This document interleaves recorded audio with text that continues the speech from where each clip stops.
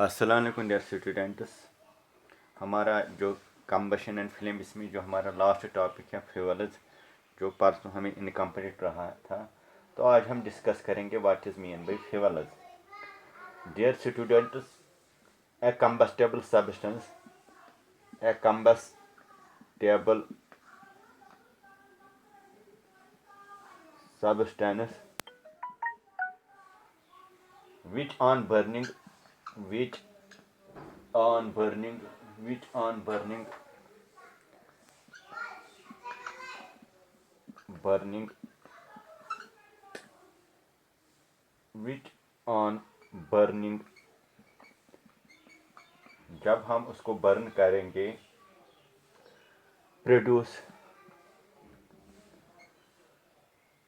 Heat and light is called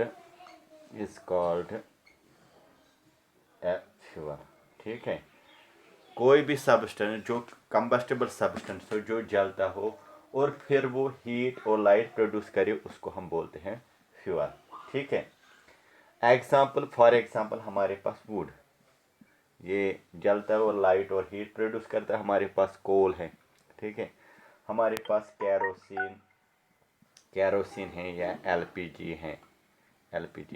ये सारी के सारे क्या हैं? ये सारे के सारे फ्यूल्स हैं। Dear students, on the basis of physical state, यानी कि उनकी फिजिकल वो किस फॉर्म में हैं, उनकी फिजिकल स्टेट क्या है। हमने फ्यूल्स को 3 हिस्सों में क्लासिफाई किया है। एक है that is called solid fuel. क्या है? Solid fuel. ये सॉलिड फ्यूल क्या होता है? सॉलिड फ्यूल्स दोज फ्यूल्स वो fuel which occur in solid state, जो फ्यूल्स सॉलिड फॉर्म में होंगे एट रूम टेम्परेचर पे अगर ये फ्यूल सॉलिड फॉर्म में होंगे तो हम उनको बोलते हैं सॉलिड फ्यूल्स। फॉर एग्जांपल हम देंगे एग्जांपल कोल। ये कोल क्या है? ये सॉलिड फ्यूल है। हम देंगे एग्जांपल एक और, दैट इज वुड क्या है? ये सॉलिड। या कोक, ये भी, या चारकोल, ये सारी की सारी अगर आप इन फ्यूल्स को देखेंगे तो ये कौन से फ्यूल्स? ये सॉलिड फॉर्म में होते हैं। That is why we call them solid fuels. एक और फ्यूल है दैट इज लिक्विड फ्यूल्स। ये लिक्विड फ्यूल्स क्या होते हैं? दोज फ्यूल्स वो fuel which occur in liquid form, जो लिक्विड फॉर्म में होंगे एट रूम टेम्परेचर। अगर ये फ्यूल रूम टेम्परेचर पे क्या लिक्विड फॉर्म में होंगे, we call them liquid fuel. Easy हम एग्जांपल देंगे आपको। पेट्रोल, ये क्या है? अगर आप देखोगे पेट्रोल ये लिक्विड फॉर्म में, ये भी फ्यूल है। ठीक है, अब डीजल, ये भी क्या है? लिक्विड फॉर्म में है।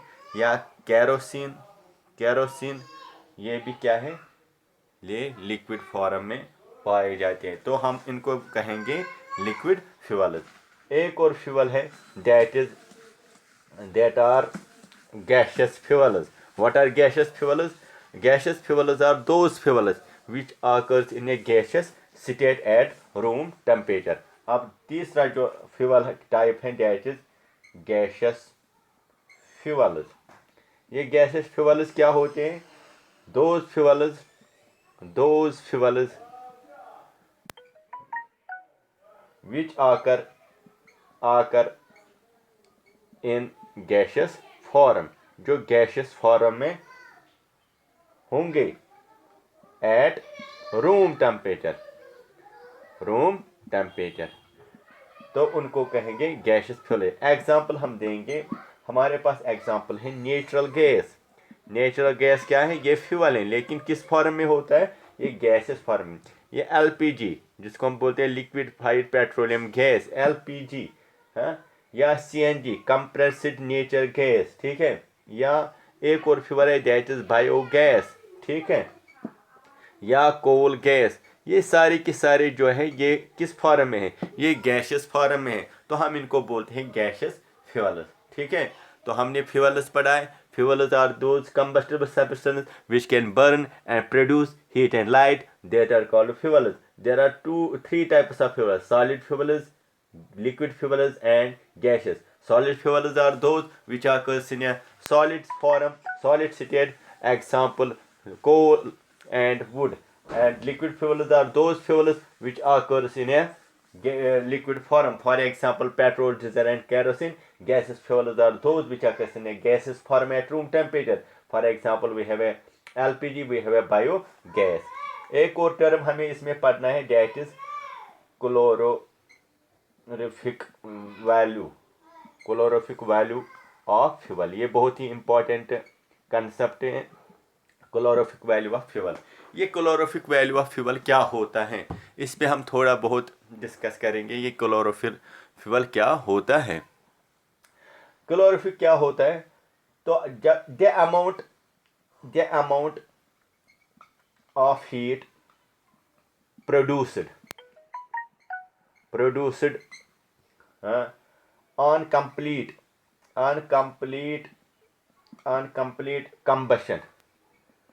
combustion of 1 kg of fuel is known as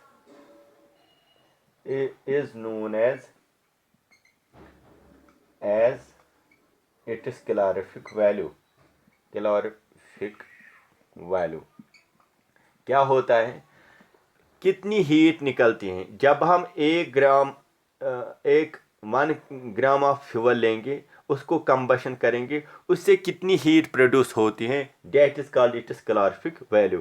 calorific value होता है जब हम 1 ग्राम ऑफ फ्यूल को बर्न करेंगे, 1 ग्राम ऑफ फ्यूल को हम लेंगे, 1 kg को फ्यूल को लेंगे, और वो फिर कितना हीट प्रोड्यूस करता है, that is called it is calorific value. और याद रखिए, it is usually expressed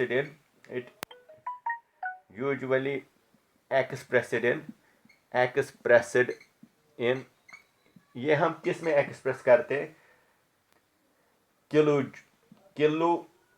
joule पर केजी, ये इसका यूनिट है पर केजी। हम इसको ऐसे लिखते हैं केजी पर KG. The SI unit of calorific value kilo joule पर केजी। ये कभी कभी आता है ऑब्जेक्टिव में, what is the SI unit of calorific value.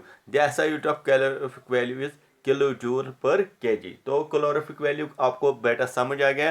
Calorific value होता है कि 1 kg अगर हम फ्यूल लेंगे, उसको हम बर्न करेंगे, वो कितना हीट प्रोड्यूस करता है, उसको बोलते हैं कैलोरीफिक वैल्यू। तो different fuels have different calorific value. हर जो होता है कैलोरीफिक वैल्यू, हर फ्यूल का अपना अपना अलग कैलोरीफिक वैल्यू होता है। अगर हम काऊ डंग लेंगे, इसका कैलोरीफिक वैल्यू है 6000 to 8000 किलो जूल पर केजी। यानी कि अगर हम 1 ग्राम ऑफ 1 किलो काउडंग जलाएंगे, तो उससे कितनी हीट निकलेगी, उससे निकलेगी 6000 to 8000। लेकिन आप देखो पेट्रोल, अगर पेट्रोल को लेंगे, पेट्रोल का अगर देखेंगे, इसमें होता है 45,000, यानी कि बहुत ज़्यादा होता है इसको एज कम्पेयर टू ये डिस्काउंट। अगर हम लेंगे कोल का होता है 25,000, ठीक है। लेकिन अगर हम गैसेस को लेंगे, हम लेंगे CNG लेंगे, उसका है 15,000, ठीक है। या LPG आप लेंगे, LPG का है 55,000।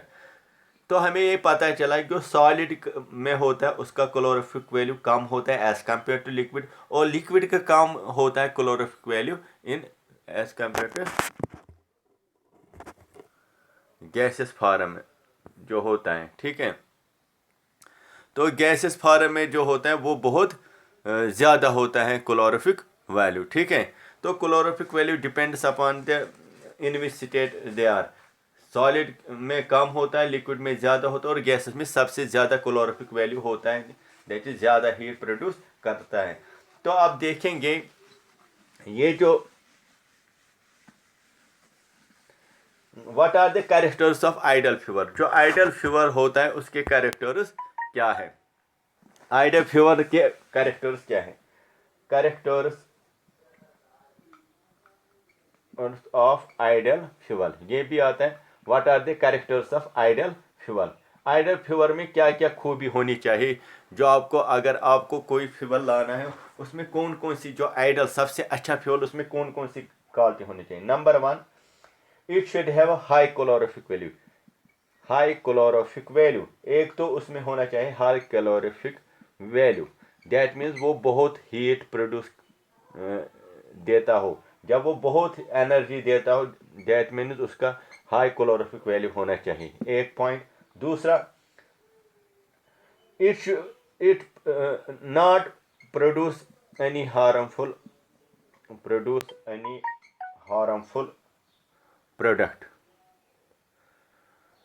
हार्मफुल प्रोडक्ट, ये जो हार्मफुल प्रोडक्ट, जो आइडल फ्यूअल हो जब हम उसको बर्न करेंगे तो वो हार्मफुल प्रोडक्ट प्रोड्यूस ना, वो ज़्यादा हार्मफुल प्रोडक्ट्स प्रोड्यूस ना करे, उसमें ये क्वालिटी होनी चाहिए। एक तो उसका हाई कैलोरीफिक वैल्यू होना चाहिए, दूसरा जब हम उसको बर्न करेंगे तो वो हार्मफुल प्रोडक्ट्स प्रोड्यूस ना करे। दूसरा, इट शुड बी चीप, सस्ता होना चाहिए, चीप एंड रेडिली अवेलेबल, और रेडिली अवेलेबल होना चाहिए, यानी ये हर जगह दस्तियाब होना चाहिए। एक तो ये चीप होना चाहिए, सस्ता होना चाहिए, और हर जगह अवेलेबल होना चाहिए। फोर्थ क्या होना चाहिए इसमें, it should be easy to store, इसको स्टोर करने में इजी हो, ट्रांसपोर्ट करने में इजी हो, transport easy, store, transport and handle, ठीक है। जो आइडल फ्यूल हो, एक तो वो इजी स्टोर हो जाए, और दूसरा इजीली ट्रांसपोर्ट हो जाए, तीसरा इजीली वो उसको हम हैंडल कर सके, that is called ideal fuel. फिर इसमें क्या होना चाहिए, fifth point, it should have अब इसका इग्निशियस टेम्परेचर बहुत, it should have low ignition temperature कम होना चाहिए, below the room temperature, ignition temperature, low ignition temperature होना चाहिए, ठीक है, that is below the room temperature. It should be burn with moderate rate, ये मॉडरेट रेट में बर्न होना चाहिए, मॉडरेट रेट, ठीक है। तो ये जो आइडल फ्यूल्स हैं उसमें ये क्वालिटी होनी चाहिए, यानी कि वो उसमें हाई कैलोरीफिकली, यानी कि बहुत सारी एनर्जी प्रोड्यूस करे, इट शुड बी प्रोड्यूस, जब ये बर्न हो जाए तो ये हार्मफुल प्रोडक्ट्स प्रोड्यूस ना करे जिससे एटमॉस्फेयर पोल्यूट हो। इट शुड बी चीप, ये सस्ता होना चाहिए, और रेडिली अवेलेबल, और हर जगह अवेलेबल होना चाहिए। और इसमें ये एक और खुश, it should be easily store, इसको हम इजीली स्टोर करें, ट्रांसपोर्ट करें और हैंडल करें। लो इग्निशियस टेम्परेचर, इसमें लो इग्निशियस टेम्परेचर होना चाहिए, and moderate rate, it should burn with A moderate rate. लेकिन अगर हम देखेंगे तो जो कोई भी फ्यूल ऐसा नहीं है जिसमें ये सारे के सारे खूबियाँ मौजूद हो। तो लेकिन अगर हम देखेंगे तो टू सम एक्सटेंट जो गैशियस फ्यूल्स है ना, वही जो है आइडियल फ्यूल्स हैं। क्यों? एक तो वो उनका हाई कैलोरीफिक वैल्यू होता है, किन में, गैसेस फ्यूल्स में। दूसरा, they do not produce any harmful products, ये हार्मफुल प्रोडक्ट्स नहीं प्रोड्यूस कर, they do not produce harmful products, ये हार्मफुल प्रोडक्ट्स नहीं प्रोड्यूस करते हैं, ठीक है। और they can be easily transported, they can be easily stored, so we can say to some extent gaseous fuels, for example CNG, LPG, these are called ideal fuels, तो जब हम fuels को बर्न करते हैं, burning of fuels, burning of fuels, burning of fuels, जब हम burn fuel करते हैं तो ये प्रोड्यूस करते हैं बहुत सारे गैस प्रोड्यूस होते हैं। फॉर एग्जांपल एक तो होता है कार्बन डाइऑक्साइड, कार्बन मोनोऑक्साइड है, दूसरा होता है सल्फर डाइऑक्साइड या नाइट्रोजन डाइऑक्साइड, दूसरे और भी बहुत से होते हैं, या कार्बन पार्टिकल्स होते हैं, कार्बन पार्टिकल्स, पार्टिकल्स या सूट, ऐश, स्मोक, ये सारी की सारी जब हम ये फ्यूल्स को बर्न करते हैं ना, कंबशन करते हैं, तो ये सारे प्रोडक्ट्स निकलते हैं। तो पहला जो प्रोडक्ट है that we called suspended, suspended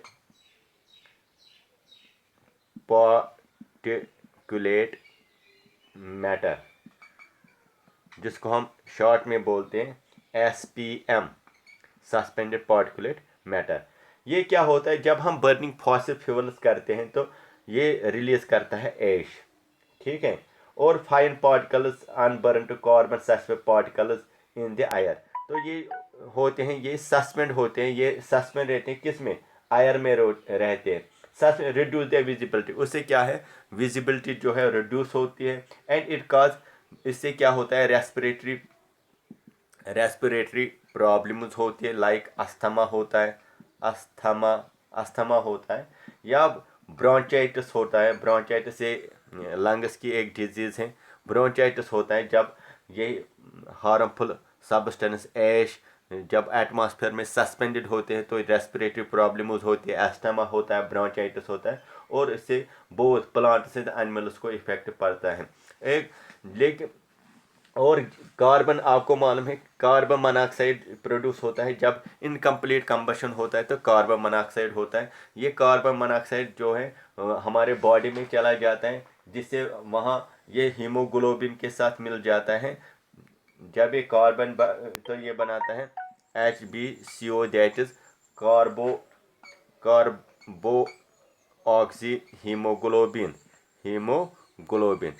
तो इससे क्या होता है, इससे ऑक्सीजन कैरिंग कैपेसिटी जो है ख़त्म होती है। ऑक्सीजन कैरिंग कैपेसिटी जो है ये कंपाउंड ख़त्म करता है, जिससे हमारे बॉडी में डिफिशेंसी ऑफ ऑक्सीजन होती है, डिफिशेंसी ऑफ ऑक्सीजन होती है हमारी बॉडी में। किससे, जब HB के साथ कार्बन मोनोऑक्साइड ये बनाता है कार्बो ऑक्सी हीमोग्लोबिन, उससे क्या होता है, हमें ऑक्सीजन बराबर नहीं मिलता है हमारी बॉडी को। तो उससे क्या होता है, इवन हमें होता है सोफिकेशन या इवन डेथ। एक तो होता है सोफोकेशन, और दूसरा होता है फिर डेथ। तो इससे ये प्रॉब्लम हो जाती है, इट ड्यू टू रीजन। इसलिए हम एडवाइस करते हैं जब भी आप अलग क्लोज कमरे में सोओगे तो आपको क्या करना, आपको ना तो वहाँ पे ये बर्निंग कोई कंबशन नहीं, यानी कि गैस नहीं रखना है, या कोई हीटिंग सिस्टम नहीं रखना चाहिए, क्योंकि उससे क्या होता है, कार्बन मोनोऑक्साइड की कंसनट्रेशन ज़्यादा होती है रूम में, और फिर हो जाते हैं, उसको बोलते हैं carbon monoxide poisoning, monoxide poisoning. इसलिए जो कमरे में हमें क्या करना चाहिए, हमें कमरे में ऐसे जो है खुला रखना है, हमें वहाँ कोई भी गैस हीटिंग सिस्टम नहीं रखना है, उससे कार्बन मोनोऑक्साइड पॉइजनिंग होती है, इवन डेथ हो जाती है। और एक जो निकलता है इससे दैट इज कार्बन डाइऑक्साइड। अब है CO2। कार्बन डाइऑक्साइड आपको मालूम है, जब हम बर्न फॉसिल पे तो वहाँ कार्बन डाइऑक्साइड होता है। जब कार्बन डाइऑक्साइड ये एटमॉस्फेयर में चला जाता है तो एटमॉस्फेयर में ये एक ब्लैंकेट बनाता है यहाँ से। तो इससे क्या है, सनलाइट ज़मीन पे आ जाती है, ठीक है। जब सनलाइट ज़मीन पे आ जाती है, जब हीट आती है तो वो ऊपर की तरफ चले जाते हैं, लेकिन ये जो कार्बन डाइऑक्साइड लेयर है ये उसको वापस नहीं जाने देता है। उससे क्या होता है, उससे ज़मीन का जो टेम्परेचर इंक्रीज होता है, उससे बोलते हैं ग्लोबल वार्मिंग। ये ग्लोबल वार्मिंग जब होता है, इससे क्या होता है, जब ज़मीन का टेम्परेचर बढ़ जाता है, जो ग्लेशियर्स है, जो माउंटेन्स, वो मेल्ट हो जाते हैं, उससे फ्लड्स आ जाते हैं, तो इससे ज़मीन का टेम्परेचर इंक्रीज हो जाता है, जब कार्बन डाइऑक्साइड कंसंट्रेशन एटमॉस्फेयर में ज़्यादा चला जाता है। इसको हम बोलते हैं global warming and green house effect. क्योंकि ये जो कार्बन डाइऑक्साइड गैस एटमॉस्फेयर में लेयर बनाता है, ये सनलाइट को आने देता है, लेकिन जब वो रिफ्लेक्ट होते हैं वो फिर इसको जाने नहीं देता, just like a green house. तो इससे क्या है, अर्थ का टेम्परेचर बढ़ जाता है, उसी को बोलते हैं ग्लोबल वार्मिंग। इससे ग्लेशियर्स माउंट हो जाते हैं और ज़मीन का टेम्परेचर इंक्रीज होता है। उसी तरह हम आपको मालूम है NO2 या SO2 जो है ये निकलता है कहाँ से, ये भी निकलता है इन बर्निंग ऑफ फॉसिल फ्यूल से। ये भी गैसेस है, ये एटमॉस्फेयर में चले जाते हैं NO2 या SO2। जब ये NO2 SO2 क्योंकि ये गैसेस फॉर्म में है, ये चले जाते हैं एटमॉस्फेयर में। आपको मालूम है एटमॉस्फेयर में क्या होता है, एटमॉस्फेयर में होता है वाटर वेपर्स। जब SO2 और वाटर वेपर्स एटमॉस्फेयर में मिल जाते हैं तो ये बनाते हैं H2SO4, या NO2 जब मिलता है वाटर के साथ तो ये भी बनाता है HNO3। तो आपको मालूम है H2SO4 क्या है, sulphuric acid. Sulphuric acid, sulphuric acid ये क्या है, नाइट्रिक एसिड। ठीक है, जब ये गैसेस एटमॉस्फेयर में चले जाते हैं NO2 SO2 जो फॉसिल फ्यूल्स कोल को हमने बर्न किया तो ये एटमॉस्फेयर में चला जाता है। एटमॉस्फेयर में ये वाटर वेपर्स के साथ मिल जाता है तो ये एसिड्स बनाते हैं। तो ये एसिड्स जब होते हैं एसिड्स, ये फिर रेन के साथ आ जाते हैं। ठीक है, जब रेन तो बनाता है ये एसिड रेन। तो इससे क्या बनता है, जो एसिड रेन होती है वो एसिडिक होती है, क्योंकि ये एसिड कहाँ बन गया, ये एटमॉस्फेयर में बन गया। कहाँ से, NO2 SO2 वाटर वेपर्स के साथ, तो वहाँ बन गए एसिड्स H2SO4 HNO3। तो ये एसिड जब रेन के साथ गिर जाती है तो उसको बोलते हैं एसिड रेन। आपको मालूम है एसिड रेन क्या है, एसिड रेन जो है वो it crores the buildings, it damages the crops, it damages crops, ये फिर डैमेजेस करते हैं क्रॉप्स को, it damages crops, it crores buildings. For example crores the building. आप ताजमहल को देखो, उस पर जब एसिड रेन गिरती है तो मार्बल को होता है वो ब्लैक कलर होता है, that is called marble cancer. So हमें क्या करना चाहिए, हमें जो है फॉसिल फ्यूल्स ऐसे बर्न करने चाहिए जो लेस पोल्यूटेंट्स प्रोड्यूस करे।